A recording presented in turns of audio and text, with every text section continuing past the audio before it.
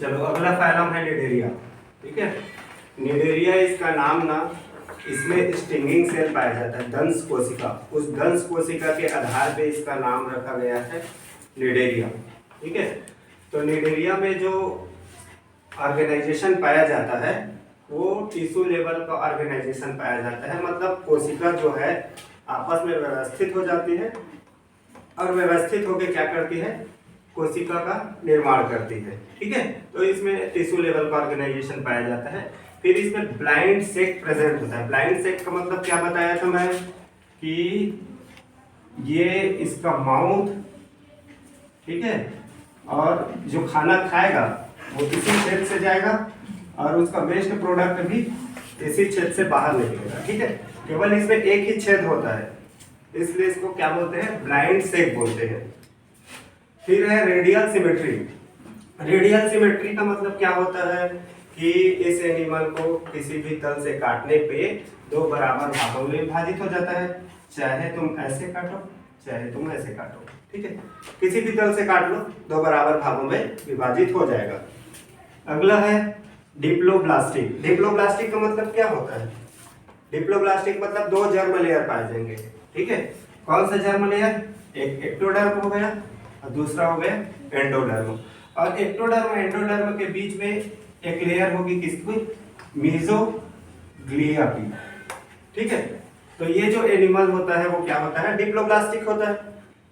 फिर है acoelomate. Acoelomate मतलब जिसमें सिलोम नहीं पाया जाता है उसको एसिलोमेट एनिमल बोलते हैं। फिर सिगमेंटेशन, तो इसमें भी सेगमेंट इसमें भी नहीं पाया जाएगा। ठीक है, एसेक्सुअल रिप्रोडक्शन होगा। एसेक्सुअल रिप्रोडक्शन जो होगा किसके द्वारा होगा, बर्डिंग के द्वारा होगा। ठीक है, बॉडी पे बर्ड निकल जाएगा, उसके आधार उसके बेस पे होगा एसेक्सुअल रिप्रोडक्शन।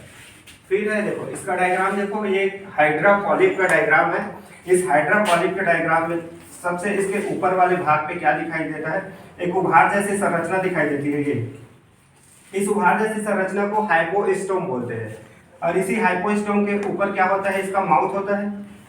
ठीक है, जिसके चारों ओर एक धागे जैसी संरचना दिखाई देती है, बहुत सारे धागे जैसे ये देखो संरचना दिखाई दे रही है। इसको हम बोलते हैं टेंटिकल्स। ठीक है, इसी टेंटिकल्स में क्या होता है, एक सेल प्रेजेंट होता है, एक कोशिका होता है जिसको हम लोग स्टिंगिंग सेल बोलते हैं या फिर नीडोसाइट सेल बोलते हैं। इसी नीडोसाइट सेल में क्या होता है, निमेटोसिस्ट होता है। और इस जब ये जो एनिमल है ना, जब इसका दुश्मन इसके सामने आता है तो क्या करता है, इसी को क्या करता है, चुभा देता है उसके शरीर में।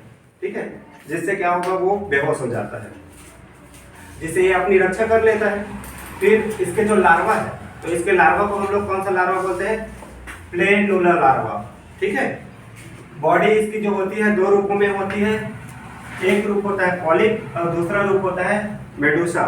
ठीक है, तो जो ओविलिया है उसमें पॉलिप और मेडूसा दोनों पाया जाएगा। और मेडूसा जो होता है ना, वो फ्री स्विमिंग करता है। ठीक है, तैरता रहता है वो अपना, जैसे जेलीफिश। और हाइड्रा जो होता है उसमें केवल पॉलिप पाया जाता है। फिर है मेटाजेनेसिस।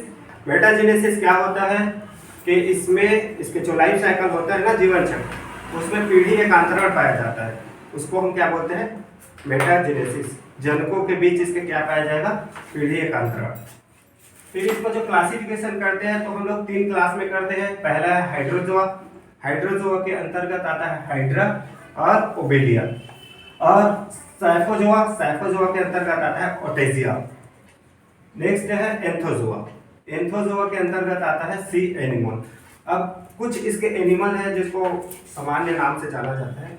तो देखो फाइसीलिया, फाइसीलिया को हम लोग क्या बोलते हैं, वार ऑफ मैन या पोर्तुगी। एडमेसिया, एडमेसिया का नाम है सी एनिमोन। गॉर्गोनिया, इसका नाम है सी पेन। पेनेटुला, इसका नाम है सी पेन। और ऑरेलिया, जिसको जेलीफिश बोलते हैं, इसको सभी लोग जानते हैं जेलीफिश किसको कहते हैं। ठीक है, तो इस तरीके से निडेरिया जो है वो पूरे कंप्लीट होता है।